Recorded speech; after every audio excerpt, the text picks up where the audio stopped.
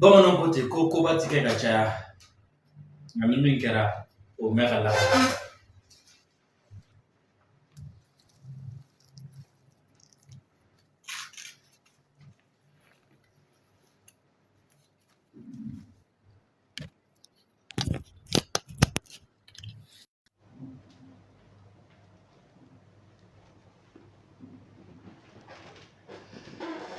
Bamananw ko ten ko koba ti kɛ ka caya nka ni min kɛra o bɛ mɛn ka lakali. Aw denkɛ ni aw balimakɛ don Dirisa Mɛmɛnta. Bi ye kari ye dimanche ka bɛn juillet kalo tile 7 ma san 2024. Kunun dugukolo ŋunana sabula koba kɛra kunun, koba min ni a bɛ mɛn ka lakali, koba min fana ni a bɛ mɛn ka sɔrɔ a ɲɔgɔnna ma kɛ, koba min fana ni a bɛ tali kɛ an ka adamadenya bunakun kan, an ka siniɲɛsigi, an ka jamanaw ka siniɲɛsigi. An bɛ kɛlɛ min na ni o ye yɛrɛma hɔrɔnya a siniɲɛsigi a bɛ tali kɛ o la. Alliance des États du Sahel a jamanakuntigi saba, a jamana saba u ka sommet ba fɔlɔ o kɛra kunun sibiri juillet kalo tile 6. Fɛn min ye Mali président n'o ye Asimi Goyita ye ka fara Burkina président kan n'o ye capitaine Ibrahim Traoré. Olu ye ɲɔgɔn sɔrɔ général Abdramane Tchani fɛ Niger ka jɛ ka nin sommet in kɛ. A sommet bɛn kɛra mun kan? A communiqué ani a déclaration a bɛ an bolo bi. Ni Ala sɔnna ma an b'a bayɛlɛma aw ye. O tɛmɛnen kɔfɛ ka bɔ yen, fɛn min ye capitaine Ibe ani Asimi Goyita olu ka discours bɛ an bolo, an b'o fana bayɛlɛma aw ye. Ni Ala sɔnna ma sufɛ an bɛ sɔrɔ ka Tchani ta an b'ale bayɛlɛma sabula ni an k'an b'a saba kɛ waati bɛ an ta an tɛgɛ ma. O de la an b'a ɲini aw fɛ video a y'a aimer, a y'a partager, aw ka cœur caman bila. Aw fɛn fɛn de bɛ yen nɔ nin waati in na ko a bɛ ka émission lajɛ n y'o fɔ aw ye, a y'a aimer, a ka partager, aw ka cœur caman bila, ka hakɛto ɲini kɛ aw fɛ sabula sura mɔgɔ caman ye an kɔnɔ yan.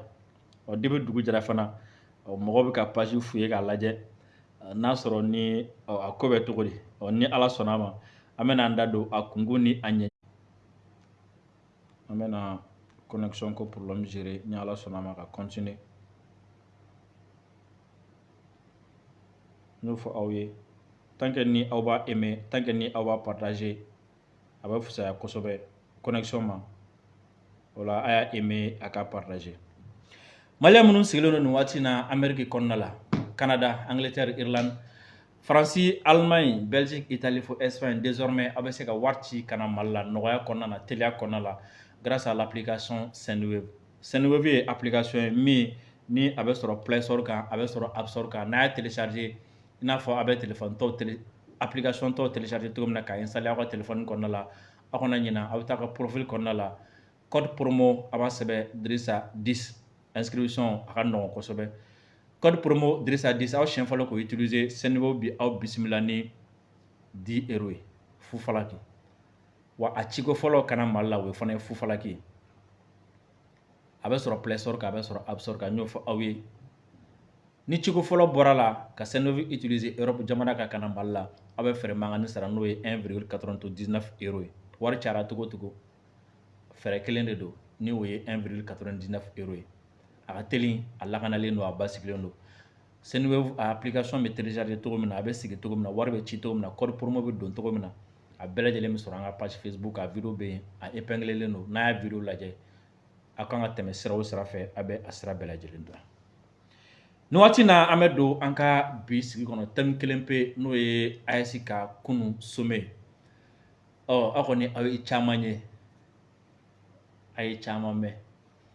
Déclaration o kɛra, communiqué final o fana kɛra. AES ye laɲini minnu kɛ olu bɛ yen. Président fila ka discours b'an bolo n'o ye Asimi Goyita ka discours ani capitaine Ibe n'a fait un chiffre en bɛ fɛn général Tchani ka discours en bɛ au cas la wala kunu sommet déclaration min kɛra an bɛ jɛ ko déclaration lamɛn ɲɔgɔn fɛ ka sɔrɔ ka a bayɛlɛma aw ye bamanankan na an ka taa vidéo a y'a partager. Chef d'État du Burkina, de la République du Mali, de la République du Niger, membre de l'Alliance des États du Sahel, AES, réunis à Niamey le 6 juillet 2024 à l'invitation de son Excellence le général. Ko fɛn min ye Burkina président n'o ye capitaine Ibrahim Traoré, Mali président ni o ye colonel Assimi Goïta ye ka fara Niger président kan n'o ye général Tchani ko ninnu bɛɛ lajɛlen ɲɔgɔn sɔrɔ Niger kunun ka bɛn juillet kalo tile 6 ma fɛn min ye général Tchani ale ka wele kɔnɔna la. Le brigade Abdourahmane Tchani, président du Conseil national pour la sauvegarde de la patrie, chef de l'État pour le premier sommet des chefs d'État en vue d'adopter les instruments juridiques de la Confédération. Ko u kɔni wele la u ka t'u sigi ka sommet fɔlɔ in kɛ walasa fɛn min ye confédération AES tɔgɔ la o baarakɛminɛnw a sariya bolo kan ni bolo wɛrɛw kan u ka taga olu bila sen kan. AES, rappelant notre attachement aux principes et objectifs consacrés par la Charte des Nations Unies. Ko ka hakili jigin kɛ k'a fɔ ko olu u sirilen don fɛn min ye Nations Unies a sigira ni principe minnu ye ani objectif minnu ye ni nin yɔrɔnin ma walawala a ti faamu munna AES ka kɛnɛ kan AES ka confédération o bilalen sen kan u bɛ taa fɔ ko attachelen don Nations Unies charte principe minnu y'a bila sen kan ani objectif minnu kun b'a la ni nin ma walawala aw t'a faamu wa dɔw yɛrɛ bɛ sɔn ka nin yɔrɔ in ta k'a bɛ taa kɛ ka mɔgɔw manipuler ni a ye Nations Unies a charte min bɛ yen principe min bɛ a la ani objectif min bɛ charte na o ye jumɛn a fɔra ko an bɔra 10e guerre mondiale la sisan jamana kelen n'o ye Allemagne ale ka bingani wale sababu ko diɲɛ bɛɛ lajɛlen ɲagamina ko wa ko k'a daminɛ ni principe ni charte a signé kun ye mun ye laɲini min bɛ a la n'o ye objectif ye o de ye bɛn ni kelenya bɛ sabati diɲɛ kɔnɔ cogo min na bɛn ni kelenya bɛ sabati diɲɛ kɔnɔ cogo min na kɛlɛw ka ban bɛɛ lajɛlen ka kɛ kelen bɛɛ ka hakɛ ka d'i ma bɛɛ ka jo ka d'i ma o de y'a objectif ye bɛn bɛ sɔrɔ cogo min na donc AES ko u sigi nin kɛnɛ in kan o bɛn min bɛ yen ni diɲɛ b'a laɲini ko u jan b'o jɛ o bɛn na u attachelen b'o bɛn na c'est à dire kɔrɔ ye jumɛn bɛn diɲɛ ka bɛn o ka gɛlɛn u ma kosɛbɛ principe jumɛn bɛ yen charte a principe ye jumɛn ye n'o ye jamana man fisa ni jamana ye jamana bɛ se ka bonya ni jamana ye mais jamana si man bonya ni jamana si ye jamana man kan tɛ ka bin jamana kan wa ni ko o ko bɛ yen n'a gɛlɛyara sigikafɔ de ka kɛ walasa ka fura sɔrɔ a la jamana bɛɛ ka yɛrɛma hɔrɔnya ka bonya jamana bɛɛ ka danbetigiya ka bonya jamana bɛɛ lajɛlen ka tabiya an'u ka laadaw ka bonya o de ye charte principe ye n'a gɛlɛyara ni ɲɔgɔn cɛ an bɛ fɔ ka bɛn kɛ jamana kana bin jamana kan jamana kana na jamana déstabiliser finman man fisa jɛman ye jɛman man fisa finman ye Mali man fisa Faransi ye Faransi man fisa ni Mali ye wa jamana bɛɛ lajɛlen kɔnɔko o bɛ a jamanadenw bolo jamana si tɛ a da don jamana dɔ kɔnɔko la ninnu de ye Nations Unies a charte principe ni a objectif ye hakili jigin ka kun a la jumɛn parce que n'a fɔra dɔrɔn ko AES mɔgɔw ko ko attachelen bɛ Nations Unies charte a principe ni a objectif la mɔgɔ dɔ b'a fɔ an bɛ yɛrɛma hɔrɔnya ɲini na halisa a bɛ ka tila ka taa Nations Unies ko kuma la tuguni ayi a kɔrɔ de donc AES ko u b'u sinsin nin kan k'a yira diɲɛ bɛɛ la olu ti kɛlɛmɔgɔ ye bɛn ni kelenya u b'o de kɔ wa bɛn ni kelenya ka gɛlɛn ma mɔgɔ kana bin mɔgɔ kan mɔgɔ kana mɔgɔ jagoya mɔgɔ kana da don mɔgɔ ka sokɔnɔ kuma la mɔgɔ kana mɔgɔ kɛ jɔn ye mɔgɔ kana mɔgɔ ka jamana ci wa bɛn ni kelenya bɛ se ka sɔrɔ diɲɛ fan bɛɛ fɛ AES ko u ka gɛlɛn u ma kosɛbɛ. Réaffirmant notre attachement aux idéaux, principes et objectifs de l'Union africaine, et du panafricanisme, s'inspirant des traditions historiques et des valeurs des civilisations africaines, considérant la charte de l'Iptako du Gourma instituant l'Alliance des États du Sahel, AES, signée le 16 septembre 2023 Ouagadougou, Bamako et Niamey, soulignant la nécessité d'ajouter au domaine de la défense et sécurité prévue par la charte du Lutako de Gourma ceux de la diplomatie et du développement. Oh, femme Union africaine au fana au kelendo. Oh, la sisano ko ayasi mogo wu jame mina minga galo mako sebe ani jatemina la femme ayasi be feka faralike faranyoga ke abaro jengoni femme lakana sirai wu no boko sebe o ko ka do fara lakana ka kanani ay diplomatie la ani soro yiri wa sira fana. Tenant compte de la volonté des États et de la Confédération AES de mener une lutte commune et efficace contre le terrorisme au Sahel en général. Koka janto fana ayasi jamana kelen bela jelen u ka ŋaniya u ka wulikajɔ walasa ka jamana saba ka fara ɲɔgɔn kan ka jɛ ka terrorisme ka kɛlɛ ɲɔgɔn fɛ. Et dans la zone de Liptako Gourma en particulier. U kelen ka jamanaw kan ani fɛn min ye Liptako Gourma o dugukolo fantan naani bɛɛ lajɛlen kan. Résolu de procéder à la refondation de nos États.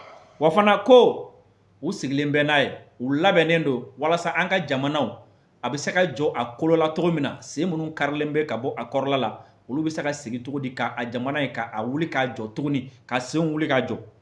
En se basant sur nos valeurs historiques. Ko ka sɔrɔ ka an sinsin an yɛrɛ ka tariku kan tariku min ni o ye waati janko ye k'an sinsin an yɛrɛ ka danbew kan k'an sinsin an yɛrɛ ka tabiyaw kan minnu bɛ yen nɔ ni olu ye waati janko k'an sinsin olu kan kɔrɔ ye jumɛn an b'an sinsin an yɛrɛ ka tagabolo kan k'an sinsin an yɛrɛ ka tabiyaw kan k'an sinsin an yɛrɛ ka danbew kan k'an sinsin an yɛrɛ ka fɛnbaw kan. Socio-culturel pour l'émergence d'un type nouveau de citoyen pour la promotion d'une gouvernance vertueuse. O danbe n'o tabiya ninnu minnu bɛ yen nɔ ni olu bɛ tali kɛ an ka adamadenya tagabolo yɛrɛ la ani an yɛrɛ ka danbew ni an ka laadalako la walasa ka se ka fasoden ɲuman fasoden c'est-à-dire n'a fɔra fasoden kura fasoden ɲuman de ko don fasoden min ni faso jɔrɔ b'a la fasoden min ni faso hami b'a la fasoden min ni faso taaɲɛ jɔrɔ bɛ a la walasa k'o sɔrɔ. Au service des intérêts exclusifs de nos populations. Wa o laɲini ye jumɛn walasa nin ko in bɛɛ lajɛlen a bɛ se ka kɛ kɛrɛnkɛrɛnnenya la an ka jamanadenw ka hɛrɛ o kunkilennafa sira ɲinini de kama a kana kɛ nin bɛɛ lajɛlen ka kɛ ka taa hɛrɛ de ɲini mɔgɔ wɛrɛ ye ayi dɛ ka jamanaden ɲuman k'o sɔrɔ k'o dilan k'o labɛn min bɛ a yɛrɛ bila jamanadenw ka hɛrɛ sira ɲinini kan. Soucieux de créer un espace souverain de sécurité, de paix et de prospérité. Ko wa hamina ko bula fana o ye ka yɔrɔ dɔ kɛ yɔrɔ min ni bɛn bɛ a kɔnɔna la yɔrɔ min ni yɛrɛma hɔrɔnya bɛ kɛ a kɔnɔ c'est comme si an ka dugukolo kan bɛn ka kɛ a kɔnɔna la yɛrɛma hɔrɔnya fana ka kɛ a la o fana o hamina ko bula o de b'u bila ka nin baara ninnu kɛ nin ye déclaration de ye hɛn. Déterminé d'assurer un développement durable. Ko wa fana u tigɛlen b'a kan u labɛnnen don walasa fɛn min ye ɲɛta ye walawala ɲɛta o bɛ se ka sɔrɔ cogo min na waati kuntala jan kɔnɔna la min ni a bɛ mɛn kosɛbɛ a kana kɛ a ka di sɔgɔma fɛ wula fɛ a man di ye. En mettant en œuvre une politique économique et sociale endogène basée sur nos propres ressources et un partenariat respectueux de notre souveraineté. Ko ka sɔrɔ ka fɛɛrɛw ni taabolo bila sen kan fɛɛrɛw ni taabolo min ni mɔgɔ wɛrɛ t'a fɛ an ka kɛ dɛ ayi olu bɛ bɔ an yɛrɛ de la walasa an ka ɲɛta an ka sɔrɔ o bɛ se ka sabati cogo min na. Réaffirmant notre attachement à un multilatéralisme inclusif. Ko u bɛ tila k'a fɔ tuguni ko min ka gɛlɛn ma ka tɛmɛ tuguni o ye jumɛn an jamɛ min na tuguni o ye jumɛn k'a fɔ ko diɲɛ jamanaw ni ɲɔgɔn cɛ jamanaw bɛ se ka bɛn kɛ u ni ɲɔgɔn cɛ jɛkulu bɛ se ka bɛn kɛ u ni ɲɔgɔn cɛ k'a sɔrɔ mɔgɔ ma den kɛrɛfɛ mɔgɔ ma gɛn ka bɔ a la a ma fɔ ko gere bɛ karisa kun a ma fɔ ko karisa man ɲi bɛɛ dama ka kɛɲɛ. Respectueux de la souveraineté et des intérêts mutuels de nos États. Wa fana u bɛ jamana kelen-kelenna bɛɛ lajɛlen ka yɛrɛma hɔrɔnya a n'a ka sagotigiya o bonya. En vue de contribuer à la paix et à la sécurité internationale, à la justice et au développement. Walasa ka se ka u jɔyɔrɔ jɔ min bɛ a to diɲɛ yɛrɛ kɔnɔna la hakɛw bɛɛ b'a ka hakɛ sɔrɔ cogoya min na ani bɛn bɛ sɔrɔ cogoya min na. Résolu à coordonner notre action diplomatique en vue d'unir nos positions et de parler d'une même voix. Ko wa fana an tigɛlen bɛ a kan k'an fanga fara ɲɔgɔn kan walasa an ka diplomasi ni o ye an ni diɲɛ ni ɲɔgɔn cɛ ko ye k'an ka diplomasi k'a kɛ da kelen fɛ ka don da kelen fɛ ka bɔ da kelen fɛ walasa an sagolako fana bɛ se ka sɔrɔ cogo min na. International avons décidé solennellement de la création de la Confédération des États du Sahel AES. Ko nin bɛɛ lajɛlen de kan ko u ye u sigi ka bɛn a kan k'a fɔ ko u ka tɛ dɛ u ye an bɛ yɔrɔ min n'a fɔ bi Confédération des États du Sahel. Yɔrɔ AES tɛ ya Confédération de l'Alliance des États du Sahel. Donc an bɛ yɔrɔ min n'a fɔ bi AES an yɛlɛmana ka kɛ confédération ye nin discours in prononcera waati min na bolonɔw bilala la waati min na an bɛ yɔrɔ min n'a fɔ bi an donna confédération kɔnɔ ni signali ye an bila confédération na. Donc hakililaba min taara kunu ni tariku bɛ a lakali ni koba kun don o ye kunu an donna confédération kɔnɔ.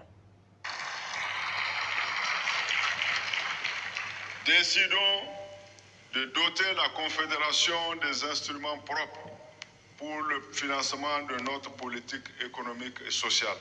Ko wa fana u y'a ŋaniya ta k'a fɔ ko an ka confédération ye ko ka baarakɛminɛnw di a ma baarakɛminɛ minnu ye a yɛrɛ ta ye walasa an ka fɛɛrɛ minnu bɛ yen nɔ n'o y'an ka politiki fɛɛrɛw an'an ka adamadenya ɲɛnabɔ fɛɛrɛw ka se ka o ɲɛnabɔ cogo min na. Décidons de mettre en place des mécanismes visant à faciliter la libre circulation des personnes, des biens et des services au sein de l'espace AES. Ko wa fana ko ka baaraminɛnw bila sen kan ka fɛɛrɛw tigɛ ka waleyaw kɛ minnu b'a to jamanadenw ka taa ni ka segin AES kɔnɔna la o bɛ se ka nɔgɔya cogo min na u ka taa ni ka segin kɛ i n'a fɔ a ka nɔgɔ u ma cogo min na u ka taa ni ka segin kɛ i n'a fɔ a ka d'u ye cogo min na sariya kɔnɔ dɛ. Kɔrɔ ye Maliyɛn tɛna na tɔɔrɔ Burukina taga la Burukinabe tɛna na tɔɔrɔ Mali taga la Nigérien tɛna tɔɔrɔ Mali taga la a tɛna tɔɔrɔ Burukina taga la Maliyɛn ni Burukinabe fana tɛna tɔɔrɔ Niger taga la. Donc ka jamanadenw ni ɲɔgɔn cɛ u ka taa ni ka segin ko o nɔgɔya gɛlɛya ka bɔ a la. Adopté à Niamey le 6 juillet 2024 pour le Burkina Faso, le président du Faso, chef de l'État, le capitaine Ibrahim Traoré. Pour la République du Mali, le président de la transition, chef de l'État, le colonel Assimi Goïta. Pour la République du Niger, le président du Conseil national pour la sauvegarde de la patrie, chef de l'État, le général de brigade Abdurrahman Tchani. Donc, ko u bɛnna nin kan. Nin ye déclaration ye. Déclaration ye jumɛn ye? O ye k'a yira diɲɛ na ko nin ye olu fɛla ye. Nin communiqué tɛ kelen fɔlɔ. Communiqué ye an y'an sigi an kumana. An bɛ jama ladɔnniya. Nka jama bɛ ladɔnniya mun fana la? Jama bɛ ladɔnniya an fɛla fana na. Nin ye sommet fɛla ye, nin ye AES fɛla ye. U y'o fɔ n'o ye communiqué plutôt n'o ye déclaration ye. O kɔfɛ communiqué fana ale fana kalanna. An bɛ communiqué fana an b'o fana lamɛn ka tila k'o fana bayɛlɛma aw ye. L'horizon du contexte géopolitique de la sous-région ouest africaine et exprimer la situation sécuritaire dans l'espace de l'Alliance. Ils se sont également penchés sur l'opérationnalisation de l'Alliance des États du Sahel ainsi que sur les questions de développement. Sur le contexte géopolitique de la sous-région ouest africaine. Ko fɛn min ye lahala min bi an n'an kɛrɛfɛ jamanaw kɔnɔna la o lahalaw kan o bɛna min fɔ o ye nin ye.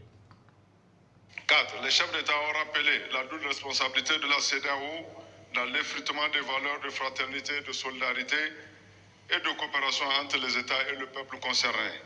Ko fɛn min ye point 4 ye ko jamana ɲɛmɔgɔw y'a yɛrɛ k'a fɔ ko CEDEAO kɔnɔna la taaboloba minnu bɛ yen laada minnu bɛ yen danbe minnu b'a kɔnɔna la n'o ye ɲɔgɔn minɛ min b'a kɔnɔna ɲɔgɔn bonya min b'a kɔnɔna jamanadenw ni ɲɔgɔn cɛ an ka fara ɲɔgɔn kan n'an ka bɛn n'an ka kɛlɛ min b'a kɔnɔna la u ye hakililajigin kɛ k'a fɔ ko CEDEAO de y'o kari ka bɔ yen donc o kɔrɔ ye jumɛn ko ko o ko bɛna na fɔ sisan ko o ko bɛna na kɛ nin bɛɛ kɔfɛ CEDEAO de nɔ don wala jalaki taara ka CEDEAO sɛgɛrɛ n'i y'a ye mɔgɔw farala n'i y'a ye bɛn ma na n'i y'a ye kɛlɛ nana n'i y'a ye sigikafɔ ti daamu ye bilen n'i y'a ye taa ni ka segin ti daamu ye bilen ko CEDEAO de nɔ don. 5. Ils ont souligné à cet égard l'impact négatif des sanctions illégales, illégitimes, inhumaines et des menaces d'agression contre un État souverain. Les chefs d'État. Ko a tila ka sɔnni sigi a ka fana fɛn min ye CEDEAO ye a ye ɲangili minnu ta ka u sɛgɛrɛ ɲangili minnu ni adamadenya fan bɛɛ lajɛlen bɛ a kan o ye tiɲɛni minnu kɛ o nana ni degun minnu ni tɔɔrɔ minnu ye u tila ka sɔnni sigi o fana kan tuguni. On salue la résilience des populations des 3 pays de l'AES qui a été déterminante dans la levée des sanctions prises par l'UEMOA notamment.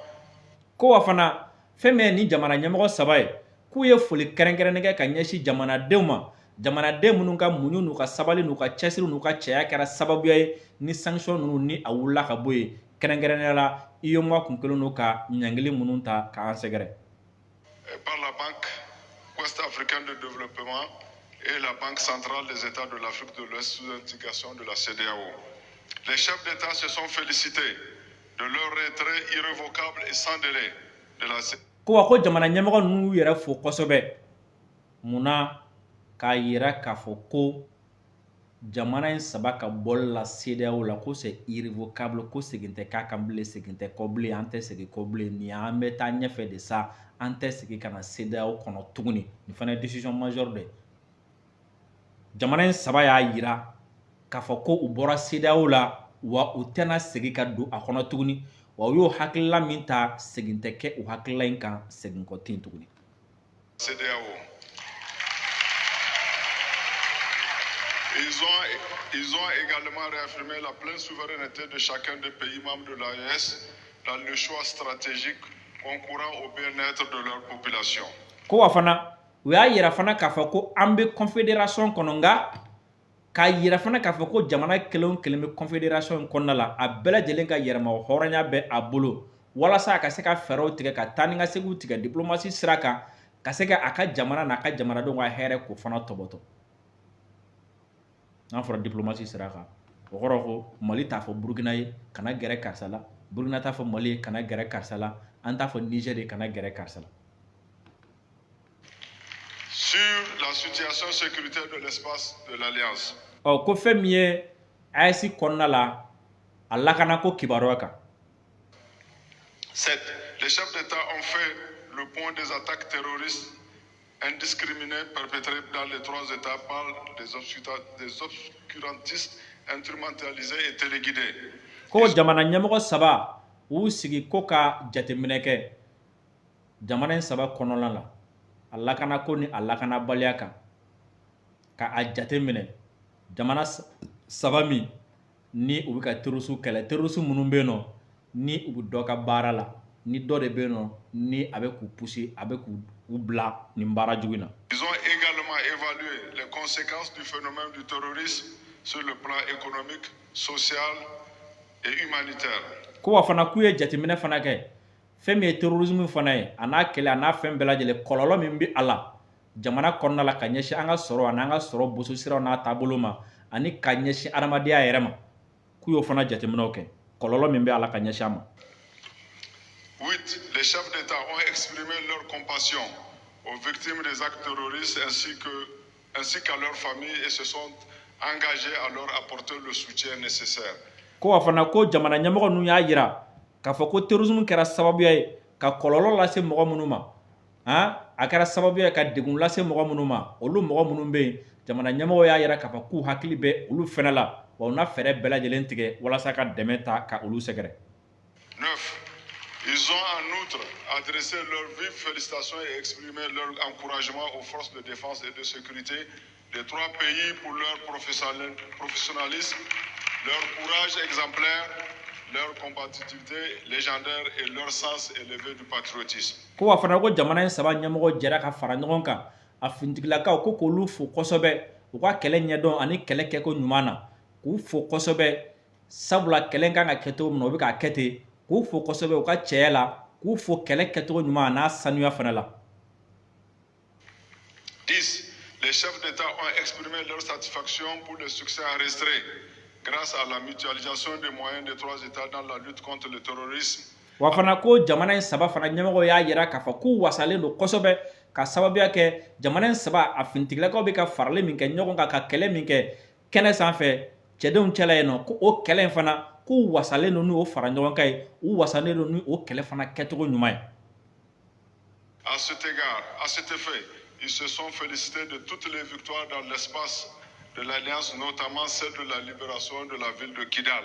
Wa fana k'u y'a yira fana k'a fɔ ko u nisɔndiyalen don kosɛbɛ finitigilakaw bɛ ka sebaga fɛn fɛn sɔrɔ terrain sanfɛ jugu contre la k'u nisɔndiyalen don ni o kosɛbɛ kɛrɛnkɛrɛnnenya la fɛn min ye Kidal o dayɛlɛli ye o fana o ye sewakoba ye. Symbole de la souveraineté. Sabula ko o ye yɛrɛma hɔrɔnya ani sagotigiya tɔgɔmaseriba ye. Symbole de la souveraineté et de l'unité retrouvée pour la République du Mali.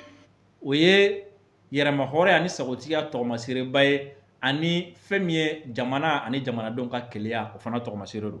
Étape charnière dans la lutte contre le terrorisme au Sahel. Wa ko ye sira kɛrɛnkɛrɛnnen de don min ni a bɛ taga ni an ye yɛrɛma hɔrɔnya la ani an bɛ kɛlɛ min na a sebaga sɔrɔli.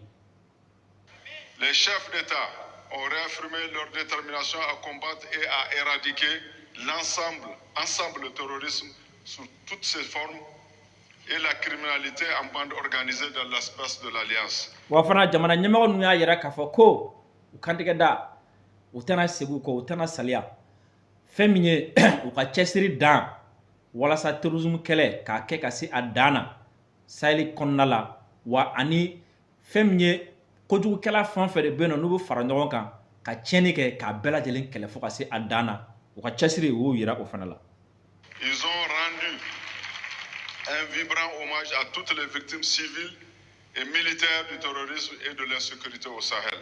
Wa k'u ye tasibila kɛ ka ɲɛsin mɔgɔ de ma minnu ntanyana minnu banana o Sahel kɔnɔna la fɛn min ye terrorisme ye a ye o lase mɔgɔ ma k'u ye tasibila kɛ ka ɲɛsin a bɛɛ lajɛlen ma.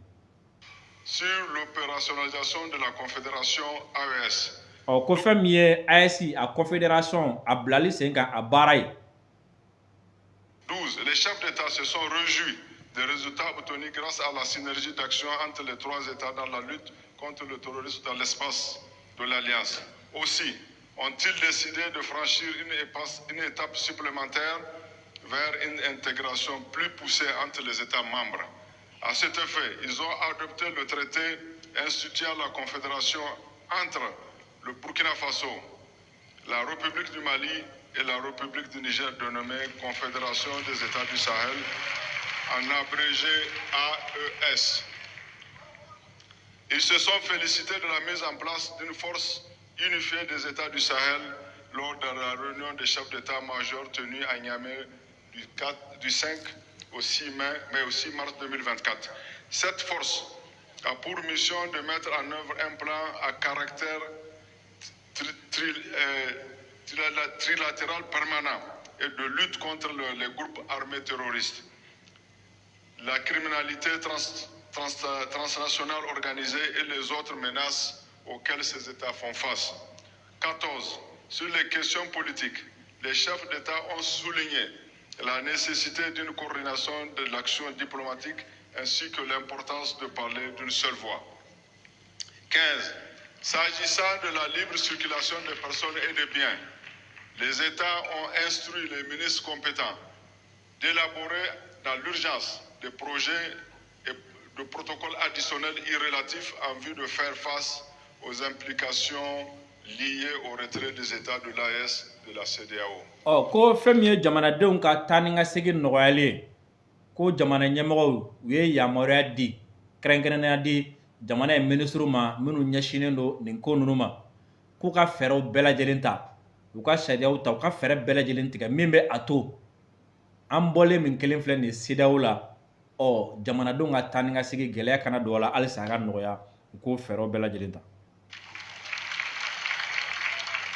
Sur les questions de développement, les chefs d'État ont souligné la nécessité de mutualiser leurs moyens en vue de mettre en place des projets structurants et intégrateurs dans les secteurs stratégiques, notamment l'agriculture et la sécurité alimentaire, l'eau et l'environnement, l'énergie et les mines, les échanges commerciaux et transformations industrielles, les infrastructures et les transports, la communication et les télécommunications, la libre circulation des personnes et des biens, l'économie numérique. 17. Les chefs d'État ont décidé également d'avoir une attention particulière pour la cohésion sociale, le relèvement et la stabilisation, la jeunesse, le sport et la culture, l'éducation et la formation professionnelle, l'emploi et la santé. Les chefs d'État 18 les chefs d'État ont décidé de la création d'une banque d'investissement AES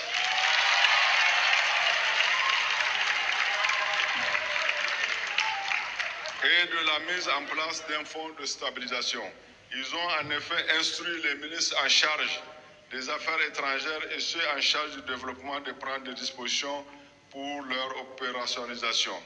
Au titre de la communication de l'AES, les chefs d'État ont instruit les ministres de mettre en place une stratégie de communication efficace pour une information saine des populations à travers l'utilisation accrue des langues nationales sur les médias publics et privés.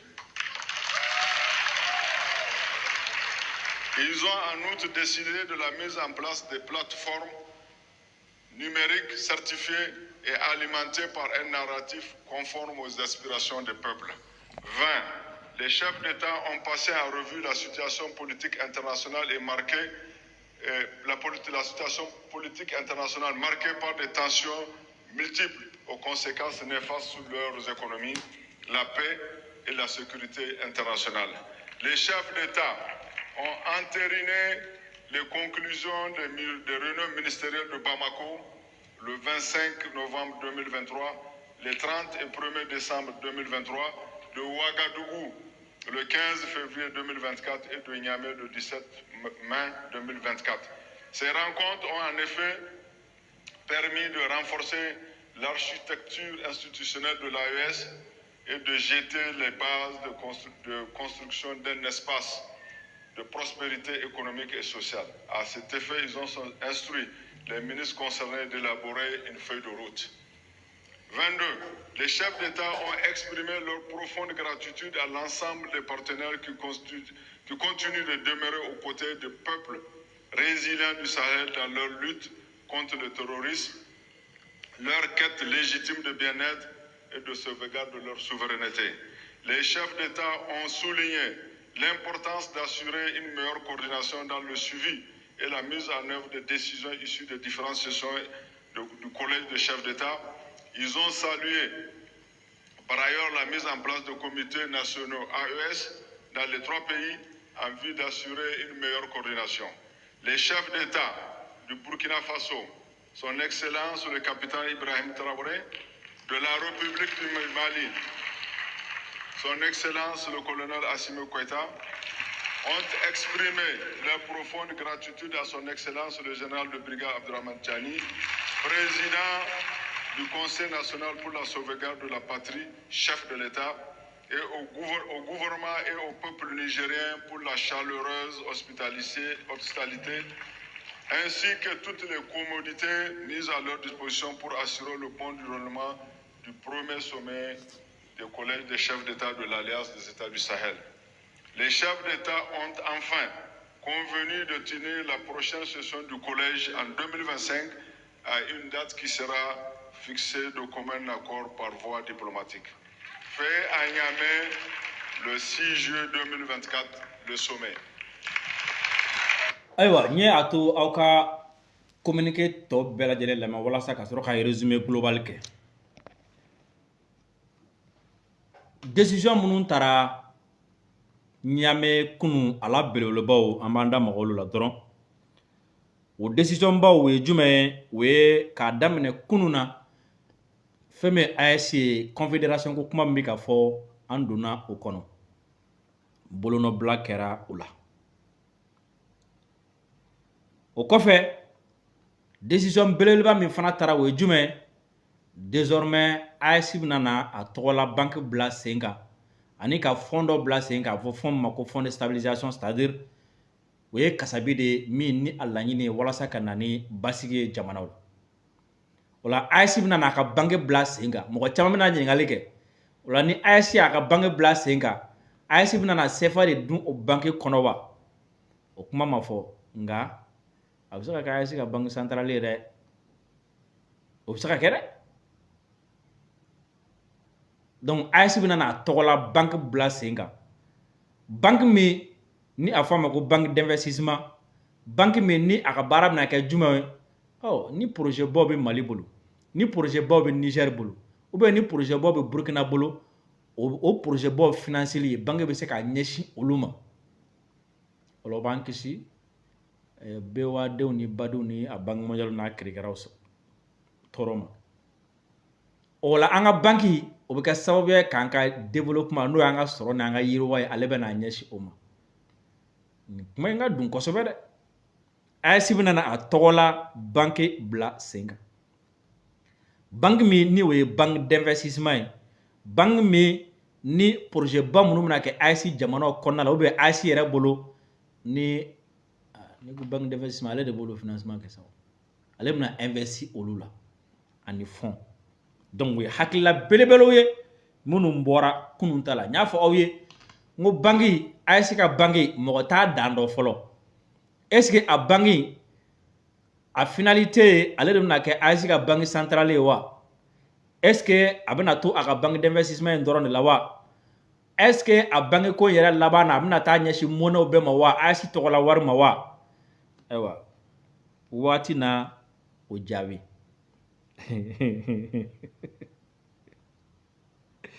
Les dirigeants de l'Alliance souhaitent mutualiser leurs moyens dans des secteurs stratégiques.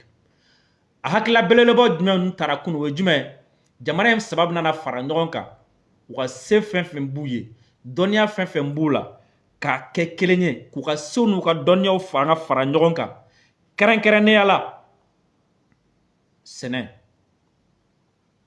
o bɛ se ka layiriwa cogo di dɔnniya min bɛ Mali la se min bɛ Mali ye dɔnniya min bɛ Burukina la se min bɛ Burukina ye dɔnniya min bɛ Niger la se min bɛ Niger u bɛna nin bɛɛ fara ɲɔgɔn kan walasa sɛnɛ bɛ se ka yiriwa cogo min na walasa ji ani kuranko o fana bɛ se ka yiriwa cogo min na walasa fɛn min ye transport ye n'o ye taa ni ka segin ye o fana bɛ se ka yiriwa cogo min na u tilala ka laɲini belebeleba dɔ kɛ il demande que les langues locales soient davantage utilisées dans les médias publics et privés de leur pays. Ko walasa kunnafoniya sanuman bɛ sɔrɔ kunnafoniya sanuman bɛ se ka cari u ye a laɲini k'a fɔ ko jamana in saba kɔnɔna la ko ka an ka kanw ko k'olu don ba la kosɛbɛ kunnafoniya sira kan kunnafonidiso minnu ye jamana ta ye o minnu ye kɛnyɛrɛye tigilakaw ta ye o ko ka a fɔ minisiriw ye u ka fɛɛrɛ bɛɛ lajɛlen tigɛ walasa an ka kanw bɛ se ka don ba la kunnafoniya sira fɛ an ka kunnafonidisow la minnu ye jamana ta ye ani minnu ye kɛnyɛrɛyew ta ye donc k'u ye a fɔ minisiriw ye minnu ɲɛsinnen don kunnafoniko ma u k'o baara u k'o ɲɛsin o ma u k'o fana teliya kosɛbɛ a hakilila belebeleba fana dɔ ye jumɛn ye o ye ko ka plateforme dɔ bila sen kan min bɛ a to diɲɛma bɛ min fɔ an ma diɲɛma b'an kɛlɛ ni min ye o tɛ dɛ anw yɛrɛ c'est-à-dire a fɔ cogo de ye c'est-à-dire ni kɛlɛkɛla fila bɛ senna kɛlɛ la sisan nɔ a fɔ k'e k'i ta fɔ nin fana k'a ta fɔ n'est-ce pas anw bɛna min fɔ walasa u bɛ se ka diɲɛ minɛ cogo min na anw ka version ye min ye walasa u bɛna diɲɛ minɛ cogo min na walasa diɲɛ bɛ se k'o faamu cogo di walasa u bɛ se ka carin cogo min na k'u k'u miirina kɛ k'u ka plateforme dɔ bila sen kan k'o fana kɛ o plateforme n t'a dɔn o bɛna kɛ plateforme sugu min ye est-ce que AES bɛna na ka télé de sigi wa est-ce que AES bɛna na médias sociaux dɔ de u bɛna na an yɛrɛ bɛna na an ka médias sociaux dɔ de créer wa an t'a dɔn min don nka a kɔni fɔra ko baara in kɛ kosɛbɛ min bɛ a to an fana ta bɛ mɛn min bɛ a to an fana ta bɛ faamu donc nin ye déclaration ani communiqué a kɔnɔ kuma fanbaw ye ɔ nin waati na discours saba kɛra kɛnɛ kan yala an ka don discours in kɔnɔ k'a yira la k'a fɔ ko désormais AES a règlement intérieur la président bɛ kɛ a la a présidenya san 1 bɛ di a ma président dɔ bɛ sugandi o bɛ kɛ AES confédération président ye san 1 kɔnɔna la ɔ a san fɔlɔ o dira Mali ma a san fɔlɔ Assimi Goïta ale kɛra a président ye ɔ ni ma fili u ka sigi min bɛna kɛ nin kɔfɛ AES tɔgɔ la parlement n'o ye jamanadenw tɔgɔ la so Mali la CNT walima assemblée olu kan ka ɲɔgɔn sɔrɔ Burukina ɔ nin kɔfɛ baaraw bɛ kɛ banque bɛ sigi jamana min na déjà yanni o cɛ ko AES tɔgɔ la ko comité bɛ sigi jamana kelen-kelenna bɛɛ lajɛlen kan AES tɔgɔ la donc c'est comme si AES ka bolofara bɛ kɛ jamana in kelen-kelen bɛɛ la bolofara dɔ bɛ kɛ Mali la bolofara dɔ bɛ kɛ Niger bolofara dɔ bɛ kɛ Burukina o la nin waati na kunu capitaine Ibrahim Traoré ale ye kuma ta Kapi kumana Kapi ye min fɔ an bɛ jɛ ka capitaine Ibrahim Traoré k'ale lamɛn n'an tilala an bɛ sɔrɔ ka se Assimi Goïta ma vidéo a y'a aimé a ka partager Dita ka di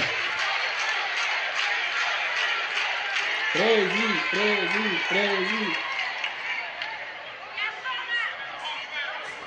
capitaine Ibrahim Traoré ale ka discours an bɛna bayɛlɛma de l'AES, camarades membres des différents gouvernements de l'AES, chers participants donc au premier sommet des chefs d'État de l'AES, bonjour. C'est un immense plaisir et un honneur de nous retrouver ici aujourd'hui, une date bénie, une date mémorable, le 6 juillet 2024. Capitaine kelen ka foliw kɛ a ko nisɔndiya ko don u ka ɲɔgɔn sɔrɔ nin kɛnɛ in kan ka bɛn kunu ma ko don in ye don do don min ni a bɛna na to hakiliw la don ye don ye fɛnɛ don min ni mɔgɔ tɛ na ɲinɛ a kɔ wa don ye don ye fɛnɛ don min ni tariku donbaw don ici à Niamey. Avant tout propos, rendons grâce à Dieu qui a permis donc que ce jour soit. ko yanni a ka taga yɔrɔ jan ko an ka jɛ ka wale ɲuman dɔn kɛ ka ɲɛsin Ala subahanahu wa taala ma Ala min sɔnna ma kunun don in a kɛnɛ ka sigi. Nous lui disons merci pour tout ce qu'il a pu faire pour nous jusqu'aujourd'hui et tout ce qu'il fera pour le peuple de l'AES. Ko ka Ala fo kosɛbɛ a ye fɛn min kɛ an ye fo ka taga se kunu ma ani k'a fo kosɛbɛ a bɛna na fɛn fɛn kɛ an ye kɔfɛ a bɛna na fɛn fɛn kɛ AES jamanadenw. Permettez-moi également de rendre hommage au peuple nigérien. Ce peuple qui a tant souffert depuis l'avènement du CNSP et qui continue de rester debout. K'u ka yamara di a ma a ka foli kɛrɛnkɛrɛnnen kɛ ka ɲɛsin Nigeria jamanadenw ma ko ni jamanaden minnu depuis CNF général Tchani n'a ka jama nana u sɛgɛnna u ɲanina nka u ma sigi u ma saliya u ma sigi u kɔ. Merci aux Nigériens qui nous ont réservé un accueil chaleureux hier lorsque nous avons foulé le sol de notre patrie ici. Vous êtes plus que des amis, vous êtes plus que des voisins, vous êtes nos frères, vous êtes nos sœurs. A ko ko u ka yamara di a ma a ka foli kɛrɛnkɛrɛnnen kɛ Nigériens ye minnu y'a bisimila kɛcogo ɲuman la k'a bonya k'a karama ko bita bɔlen kɔfɛ a la ko Nigeria tɛ u sigiɲɔgɔnw tɛ bilen dɛ k'u teriw tɛ bilen dɛ ayi ko a kɛra badenya de ye sisan an bɛɛ de kɛra sinji kelen ye. Parce que la fraternité fraternité va au-delà de l'amitié ou du voisinage. Nous avons le même sang qui coule dans nos veines. Dans nos veines coule le sang de ces vaillants guerriers qui ont combattu et qui ont réservé ces terres que nous appelons Mali, Burkina et Niger. Ako sabula ko fɛn min ye badenya ye ko ka bon ni teriya ye. Wa fana ko an bɛɛ de ye kelen sabula ko joli kelen de bɛ ka boli an bɛɛ lajɛlen farisogo kɔnɔ. Ko o joli kelen min bɛ ka boli an farisogo kɔnɔ o de ye joli min kun bɛ ka boli mɔgɔw farisogo kɔnɔna la minnu ye kɛlɛ kɛ walasa ka Mali kɛ Mali ye. Dans nos veines coule le sang de ces vaillants guerriers qui ont aidé le monde entier à se débarrasser du nazisme. Ko wa joli kelen min bɛ ka boli an na bi ko o joli kelen de kun bɛ ka boli cɛw la cɛba minnu an bɛnbakɛ minnu taara ka taga diɲɛ yɛrɛ bɔ bolo la waati min na ni Aliman kɛlɛ wulila ko an bɛnbakɛ minnu taara o kɛlɛba ninnu kɛ o cɛfarinya kɛlɛ ninnu kɛ ko olu joli kelen ko de bɛ ka boli an farikolo la. Beaucoup d'autres fléaux. Dans nos veines coule le sang de ces vaillants guerriers qui ont été déportés d'Afrique vers l'Europe, l'Amérique, l'Asie ou je ne sais encore. Ko o toga kelen na an bɛnbakɛ minnu bɛ yen nɔ cɛfarin minnu bɛ yen nɔ minnu taara ko ka n'u bɔ an ka jamanaw ka diyagoya la ka taga n'u ye Europe ka taga n'u ye Amérique ka t'u bila jɔnya la diyagoya la ka degun sugu bɛɛ dɔ kan ko yɛrɛma hɔrɔnya ɲinini kun b'olu ma ko o joli kelen min b'o la dɛ ko joli kelen de bɛ ka boli an yɛrɛ farisogo la halisa. Et qui ont contribué à construire ces États pendant l'esclavage. A ko olu minnu ka tagali kɛra sababuya ye olu minnu ye u ka jamanaw jɔ ye ka Europe jɔ ka Amérique nu fɛnw bɛɛ jɔ jɔnya waati kɔnɔna la olu cɛfarin kelenw olu cɛ kelenw de joli bɛ ka boli an farikolo la halisa. Dans nos veines coule le sang d'hommes dignes, d'hommes robustes, d'hommes debout. Et pour cela, soyons-en fiers. Ko joli kelen min bɛ ka boli an farikolo la ko de ye joli min ni a bolila an bɛnbakɛw farikolo la minnu kun bɛ yen nɔ ni danbetigiw kun don minnu kun bɛ yen nɔ ni cɛŋanaw kun don minnu kun don n'u kun jɔlen don ko wa ko an kan ka waso ni o ye an kan k'an kunkɔrɔta ni o ye an kan k'an disi gosi ni o ye k'an disi gosi ni jumɛn ka waso ni jumɛn k'an kunkɔrɔta ni jumɛn le fait que joli min bɛ ka boli anw farikolo la bi o de kun bɛ ka boli an bɛnba cɛfarinw farikolo la ko o kan ka kɛ kunkɔrɔta ko o kan ka kɛ waso ko ye an k'an kunkɔrɔta ni o ye. Et soyez remerciés d'être ressortissants de l'AES. Ko ka aw fo ka bonyamasegin kɛ aw ye aw kɛlen ye jamanaden minnu bɛ AES kɔnɔ. L'Afrique, ce continent qui a tant souffert et qui continue de souffrir. Ko farafina ni dugukolo min ni a sɛgɛnna kosɛbɛ wa halisa ni a bɛ sɛgɛn kɔnɔna la. L'Afrique, ce continent qui a tant souffert et qui continue de souffrir du fait des impérialistes. Ces impérialistes n'ont qu'un seul cliché en tête. L'Afrique est l'empire des esclaves.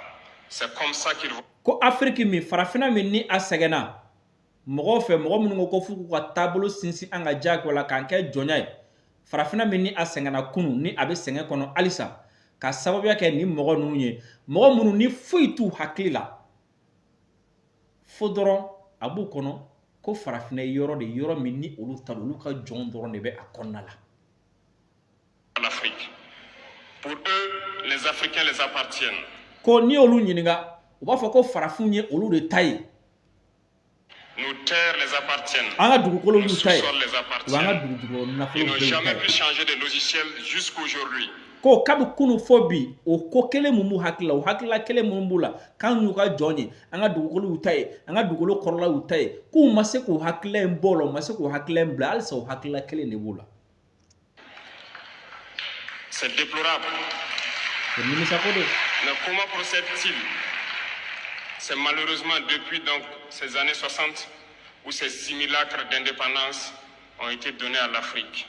Ko o la ni mɔgɔ ninnu u b'a kɛ cogo di u bɛ taabolo jumɛn dɔ ta u bɛ fɛɛrɛ jumɛn u b'a kɛ cogo di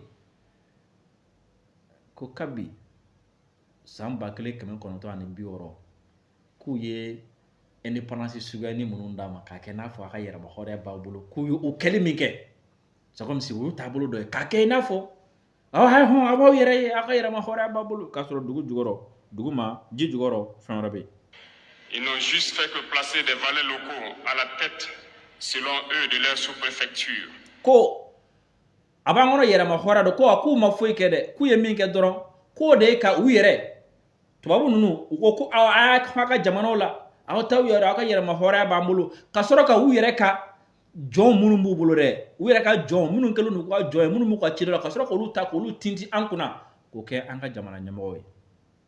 Pour pouvoir continuer à les alimenter.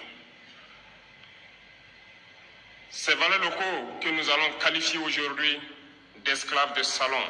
Ko o tubabu jɔn minnu bɛ an fɛ yan bi n'an minnu wele k'a fɔ ko an ka sokɔnɔ jɔnw.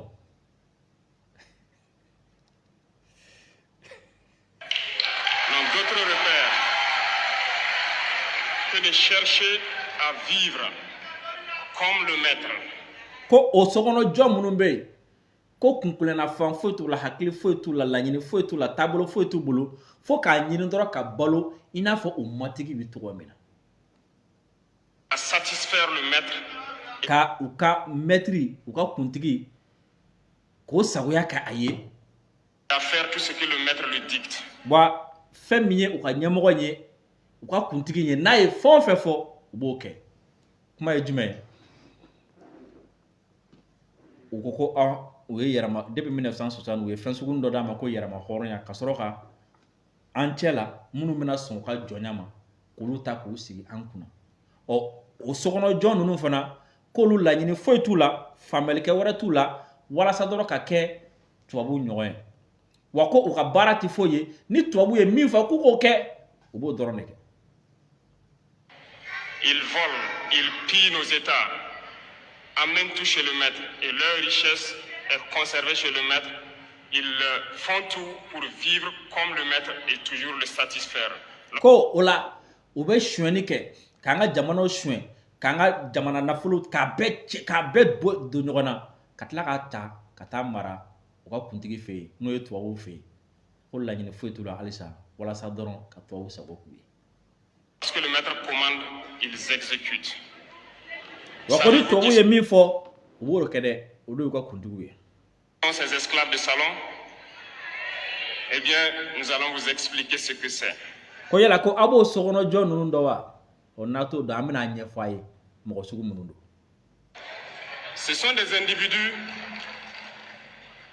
qui n'ont aucune dignité. Ko n'a t'o dɔn minnu fɔ a ye ko mɔgɔw de don mɔgɔ minnu bɛ yen nɔ ni danbe foyi t'u la. Aucune morale, qui n'ont aucune personnalité.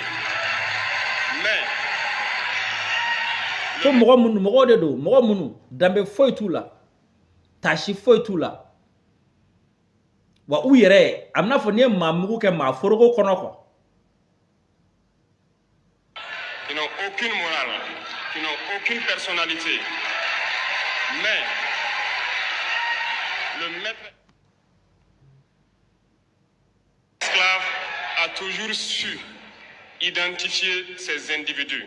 Ko mɔgɔ minnu don danbe t'u la miirina t'u la tasi t'u la wa mɔgɔw de don a bɛna fɔ n'i ye maa mugu kɛ maa foroko kɔnɔ wa mɔgɔw de don ni tubabu c'est-à-dire tubabu bɛ a mɔgɔ ninnu farafansiya ka bɔ mɔgɔ tɔw la quoi.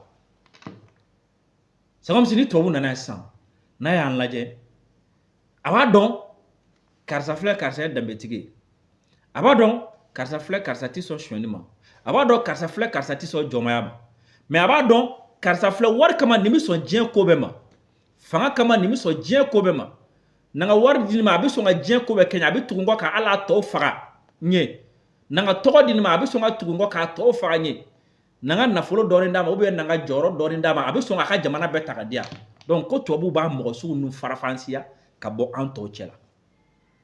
Ils sont toujours prêts à trahir leurs frères. Ko a k'u labɛnnen don su fara tile kan k'u badenw janfa tubabu kama. Pour satisfaire le maître. Ils nous ont trahis depuis l'indépendance et d'autres continuent jusqu'aujourd'hui à nous trahir au profit de leur maître. ko kabi indépendance fo bi k'u y'an janfa ko dɔ bɛ na halisa k'u ka continuer ko k'an janfa tuguni walasa u ka kuntugu n'o ye tubabu ye olu bɛ se k'u sago sɔrɔ cogo min na. Ces individus continuent toujours contre vents et marées à piller l'Afrique, à aider le maître à piller l'Afrique. Ko k'a mɔgɔ ninnu halisa a bɛ senna dɛ u ka tubabu dɛmɛ k'an ka jamanaw ci k'an ka jamana nafolomafɛn k'a kɔnɔ fɛn bɛɛ cɛ ka taa ni a ye. Ils se plaisent à le dire chaque année dans leurs sondages économiques. Le Burkina est le pays le plus pauvre, le Mali est le pays le plus pauvre, le Niger est le pays le plus pauvre. Nous sommes classés parmi les derniers. Très bien, si nous sommes aussi pauvres qu'ils le disent, mais quand est venu le moment de prendre nos responsabilités, nous avons demandé à ces maîtres de quitter les lieux. Pourquoi ne veulent-ils pas partir? According to Abu Nunu, foi manouye, katafo, ou ka sɛgɛsɛgɛli sɛbɛnbɔ kɔnɔ, Mali ye fantan jamana ye, Burkina ye fantan jamana ye, Niger ye fantan jamana ye. Ok, baasi tɛ. Ko waati min na ni fantan jamana ko a y'a ka minɛnw cɛ ka taa mun na aw tɛ fɛ ka taa? An ye fantan jamana ye. An sɔnn'o ma, a ko k'an ye fantan jamana ye, mais an ko k'aw ka taa mun y'o kuma caya mun n'a tɛ taa? Lorsque nous prenons le cas du Niger, depuis plus de 40 ans, certains pays exploitent l'uranium pour produire de l'énergie chez eux. D'Ottawa jusqu'à Paris, les rues sont illuminées, c'est la lumière. Mais au Niger, c'est l'obscurité qui nous est servie. Ko kɛrɛnkɛrɛnna ko n'i ye misaliya ta Niger kan, ko a ka ca ni san 40, ko jamana dɔw bɛ yen nɔ, ko u bɛ Niger a uranium u b'o de ta walasa ka yelen k'u ka jamana kɔnɔ, ko ka bɔ Ottawa ka taa fo Paris, ko a bɛɛ ye yelen ka taa. Ko mais ko n'i nana Niger lajɛ, ko dibi de bɛ yen. O kɔrɔ ye jumɛn? Minnu ye Niger mara, olu ye Faransi sago k'a ye ka yelen di Faransi ma. Nka Nigériens yɛrɛ bɛ dibi la. Lorsque vous partez dans nos États, nos sols sont troués de toutes parts pour rechercher les métaux précieux tels que l'or. Mais souvent, il n'y a même pas la moindre route accessible pour atteindre les zones où ils exploitent l'or. Ko ni an ka jamanaw ta, k'u kɛlen don k'an ka dugukolo fan bɛɛ kɛ wo ye. Sanu ɲiniw ni dugujukɔrɔ nafoloma wɛrɛ fɛnw ɲinini na. Ko nka k'i b'a jateminɛ o yɔrɔ kelen na k'i b'a sɔrɔ hali Ala ma taa sira tɛ yen o duguladenw bolo. Nka an ka dugukolo fan bɛɛ sɔgɔsɔgɔlen don sanu ɲini na. Bɛɛ bɛ cɛ ka taa kɔfɛ. Nka hali sira o tɛ anw bolo. Encore moins certains services sociaux de base. Voilà pourquoi nous avons décidé de nous révolter et de prendre le destin de nos pays en main. Sira dɔrɔn tɛ dɛ. Ko i b'a sɔrɔ foyi de tɛ yen min bɛ se ka jamanadenw mago ɲɛ. Dɔgɔtɔrɔso tɛ yen, ji tɛ yen, foyi tɛ yen. Ko ninnu de kama k'olu murutira ko k'u jɔ u jɔyɔrɔ la k'a fɔ k'u ka jamana u ti jɛn n'a ye nin ka kɛ u ka jamana na bilen u ti jɛn n'a ye nin ka kɛ u ka jamana kɔnɔ bilen u ti jɛn n'a ye mɔgɔ ka nin kɛ u ka jamana na bilen nin de la olu murutira a filɛ ne ka fɛn fɛn fɔ k'o de kama olu murutira.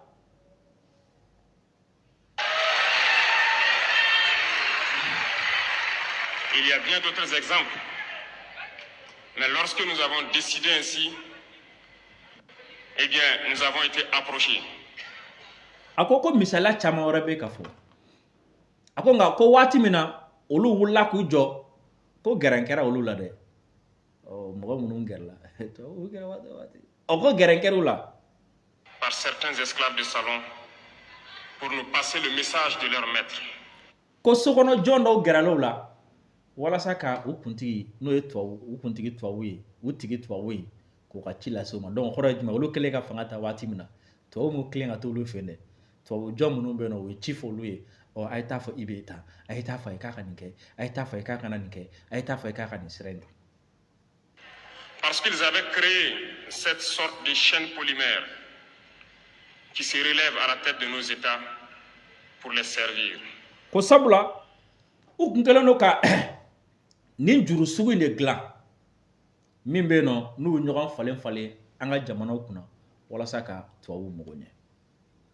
Et nous sommes venus briser la chaîne. K'olu nana walasa C'est inconcevable pour eux. u kun kɛlen don ka nin jɔlɔkɔ sugu de dilan walasa k'an ka jamanaw k'u sagona mɔgɔw sigi a kɔnɔ donc ko olu nana walasa k'o jɔlɔkɔ in k'o de waga k'o tigɛ ka bɔ yen. Ils nous ont donc approchés et ils nous ont demandé de rentrer dans les rangs pour faire partir de l'élite qui doit diriger l'Afrique. Parce que on a eu ce qu'on John Black à folué. Bon, aina fara anka.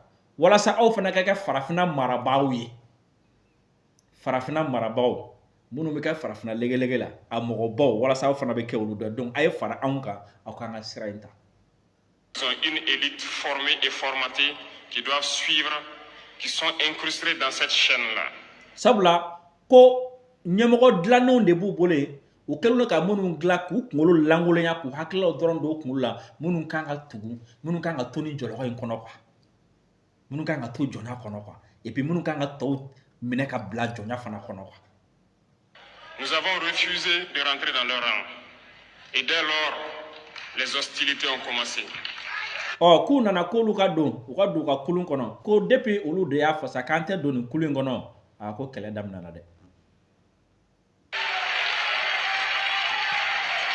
Ils ont fait fourvoyer dans nos zones plusieurs mercenaires, des formateurs. Les agents sont descendus dans le Sahel pour mener des attaques barbares, lâches contre nos populations.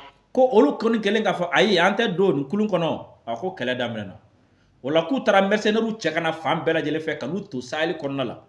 Kataka mercenaire de den karamo fana chekana ulu to Sahel konna la. Uka bingani wale ta kanga jamana don segere uka bingani wale ta kanga jamana segere uka bimo ka fagaluka ka ko kicha jugu bela jelenke lâche contre nos populations, espérer les révolter.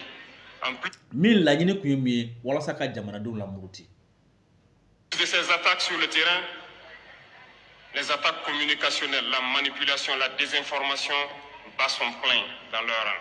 Ko ka fara ukani binika jamana don ka wala saka jamana don na muruti ni kelebo ni fagali bogo ni terrorisme na nyogona bela jele ku klala ka kele wera fara ka tugu no e kuna funa jugu kele dien dongo don galombo be dana dien dongo dan to be chen wala saka jamana don hakla nyagami ka jamana don bla hakli bisi basala abe ku jume pour que o seka muruti. Mais les peuples du Sahel ont compris et plus jamais on ne pourra les manipuler. Ils savent d'où ils viennent, ils savent ce qu'ils font et ils savent où ils partent. Akonga ko feme Sahel jamana do no asi jamana do ko lu ya famu hakli juru channa ubu borodo uba do kanga tagayoromna donc mo site na seka u laflible.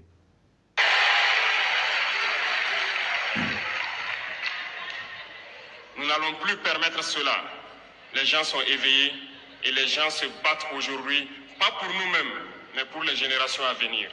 Ko anyo famu ulu tenana jeno tuguni bi mo haklu daele la mo wula ku jo ku tika ku yere kama de me ayi an dew na ndogonu munu mena nale an kofe ko inke kunye ulude kelen tono ye ulude ba tono du daba kunye ulude kan lafia. Et merci à tous pour le combat qui est livré. Cela ne nous fait jamais pleurer. Nous n'allons pas trembler. Nous allons affronter. Nous allons nous battre pour l'indépendance réelle. Ko wafana ninjuga ni kele ko tena na yere de ay antena na yere amena na to jula amena na kele ga wala saka nga yere mo horoya jati tigi yere kaso kele be to sen pour notre liberté. Parce que pour faire peur au peuple de l'AES, ces individus n'ont que 3 termes dans la bouche. Ko amogo sugunu wala saka an jatige kan lasran ko kuma kan saba de bubulu. Démocratie, liberté, droit de l'homme. Ko amogo sugunu wala saka an jatige kan sran ko kuma saba de bubulu o dagunya saba jume démocratie, liberté au kango de liberté de presse, de liberté d'expression, liberté de presse, liberté de réunion avec l'engomé. And the droit de l'homme and adamadea joshario. Koni makan saba de uka kelega mino ye wala saka seka mogol lasran. Démocratie, liberté and the droit de l'homme. Et ameni me dien dongodo.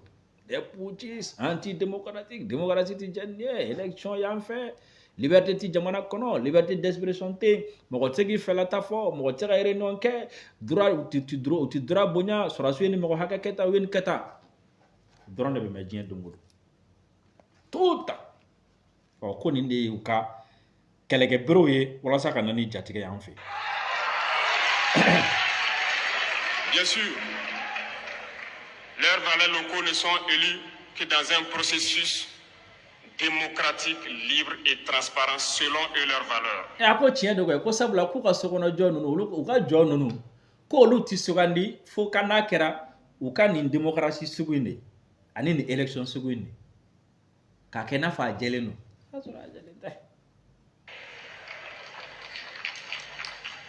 Quoi de plus normal qu'on veuille nous imposer cela parce que c'est eux qui édictent les règles. Ko a bɛ faamu yɛrɛ koyi. Ko n'u ko k'u bɛ n'u tintin anw ka diyagoya la o bɛ faamu koyi dɔwɛrɛ tɛ koyi parce que u bɛ fɛ k'o taabolo min tintin anw kan dɛ u bɛ fɛ k'o kalatacogo min tintin anw kan u bɛ fɛ k'o démocratie min tintin anw kan u bɛ fɛ k'o kalatacogo min tintin anw kan u bɛ fɛ k'o élection kɛcogo min tintin anw kan dɔwɛrɛ tɛ koyi parce que o kalatacogo o taabolo sariya bɛɛ o taabolo tabiya bɛɛ olu de b'o bɛɛ fɔ olu de b'a fɔ k'a sariya nin olu de b'a fɔ k'a bɛ tɛmɛ nin sira in fɛ a sariya bɛɛ b'olu de mago ɲɛ a tɛmɛ sira bɛɛ b'olu de mago ɲɛ a tabiya bɛɛ b'olu de mago ɲɛ n'olu ye kɛlɛ k'o nɔfɛ u bɛ bali mɔgɔ la han ne ka na ni taabolo dɔ ye taabolo min ne de b'a fɔ nin bɛ k'a kɔnɔ nin tɛ k'a kɔnɔ taabolo min ne de b'a fɔ nin bɛ fɔ a kɔnɔ nin tɛ fɔ a kɔnɔ taabolo min ne de b'a fɔ nin ka ɲi nin man ɲi taabolo min ne de b'a fɔ nin de don nin tɛ sabula ni aw tugura o taabolo kɔ don min na aw bɛ kɛ ne ka jɔn ye o sabula ne ko min ka kɛ o de bɛ kɛ donc démocratie y'o dɔrɔn de ye n'i y'a ye u bɛ marifa ta démocratie kama u pɛrɛnnen don fɛn bɛɛ la démocratie kama dɔwɛrɛ tɛ dɛ parce que démocratie règle olu de b'a fixer donc n'i donna démocratie in kɔnɔ dɔrɔn i donna olu ka règle kɔnɔ donc tant que i b'olu ka règle fixelen kɔnɔna la i y'u ka jɔn ye i y'u ka esclave ye o la jamana o jamana b'a yɛrɛ kalama u ma sɔn u ka démocratie imposer ale kunna Chine ma sɔn u ka imposer ale kunna Inde ma sɔn u ka imposer ale kunna Russie ma sɔn u ka imposer ale kunna jamana si tɛ min b'a yɛrɛ kalama Iran ma sɔn u ka imposer ale kunna jamana o jamana bɛ bi ko a fana kelen n'a jamana k'a bonyalen don ko sɔrɔ b'a kɔnɔ k'a kelen n'a damana puissance olu ma sɔn fiyewu européen k'u ka nin démocratie imposer kunna parce que ni u y'a imposer kunna i bɛ k'u ka jɔn ye sabula a taga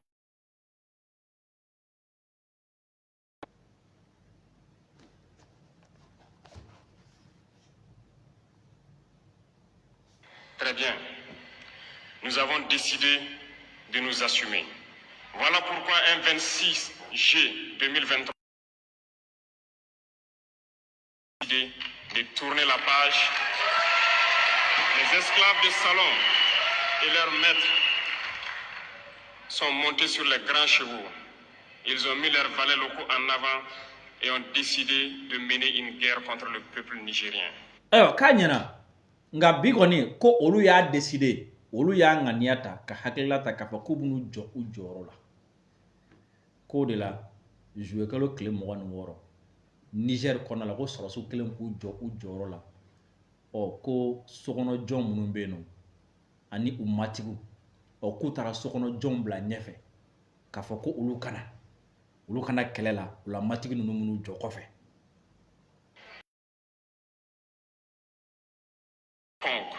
Osera s'en prendre au Niger nous aura en face parce que nous mènerons une guerre sans merci jusqu'à la dernière goutte de sang pour quiconque osera s'attaquer à nos États. Ko de la olu y'a fɔ ko cɛ o cɛ mɔgɔ o mɔgɔ ni magara Niger la k'i bɛ olu jɔlen sɔrɔ i ka sira kan wa ko hali n'a sɔrɔ ni a tɔ bɛ to mɔgɔ kelen de o mɔgɔ kelen bɛ taa Niger dɛmɛ kɔrɔ ye jumɛn n'i sera Niger ma i sera a ma. Cette parole, cette décision que nous avons eue hier est d'actualité aujourd'hui et sera d'actualité demain et pour toujours. Ko wa an y'a fɔli min kɛ ni mɔgɔ o mɔgɔ sera Niger ma i sera an bɛɛ ma n'i sera Niger ma a bila i kunna k'i n'an bɛɛ bɛ kɛlɛ la k'an y'o min fɔ kunun kuma kun don bi kuma kun don sini kuma kun don wa bada kuma fana don. Karamɔgɔ ne ye kɛlɛtigɛla ye. Ainsi naquit l'AES le 16 septembre 2023 dans une architecture de défense mutuelle. Mais nous avons jugé nécessaire de prolonger et d'agrandir donc l'architecture de l'AES. Ce qui nous rassemble aujourd'hui doit nous permettre d'aller sur d'autres terrains en plus de la défense, notamment les finances et l'économie, les infrastructures, la santé. Je souhaite donc que ces moments soient pour nous une histoire que nous allons écrire pour l'AES, mais surtout pour l'Afrique et pour le monde entier. Que Dieu illumine tout un chacun de nous. Que Dieu nous inspire dans ces tâches qui nous sont confiées. Et surtout, que lorsque nous faisons tous nos travaux, que nous ayons en tête une seule chose, l'intérêt suprême de nos populations. Sur ce, nous prions encore une fois de plus, bon Dieu, qu'il nous accompagne tous dans nos différentes tâches, qu'il protège nos combattants, qui, grâce à eux, nous permettent d'être assis ici et d'échanger autour de l'avenir de nos États. Soyez donc remerciés une fois de plus, peuple nigérien. Soyez unis et solidaires, peuple de l'AES, la patrie ou la mort. Aywa, kapitani y'a laban ni kumakan minnu ye a ko bɛɛ k'i hakili to a la ko n'a bɛ kɛ a ka kɛ jamanadenw ka nafa de kama ko a b'a ɲini Ala fɛ Ala k'an dɛmɛ a k'an ka kɛlɛkɛcɛw dɛmɛ la patrie ou la mort nous vaincrons ko soit an bɛ kɛlɛ kɛ k'an ka jamana sɔrɔ walima an bɛ sa. La patrie ou la mort kɔrɔ dɔ ye c'est-à-dire an bɛ kɛlɛ min na an b'an ka jamana sɔrɔ ka kɛ an sago ye walima an bɛ sa o kɔrɔ ye jumɛn jugu b'a sago kɔni sɔrɔ waati o waati o b'a sɔrɔ mɔgɔ tɛ yen bilen o b'a sɔrɔ dugukolo jalan de bɛ yen tant que ni mɔgɔ kelen bɛ balo la an bɛ kɛlɛ kɛ walasa k'an ka jamana sɔrɔ donc o kɔrɔ ye jumɛn soit i bɛ jɛn ni a ye k'an ka jamana in bɛ kɛ an ta ye ou bien an ne bɛ kɛlɛ la fo ni min tora a la. La patrie ou la mort nous vaincrons.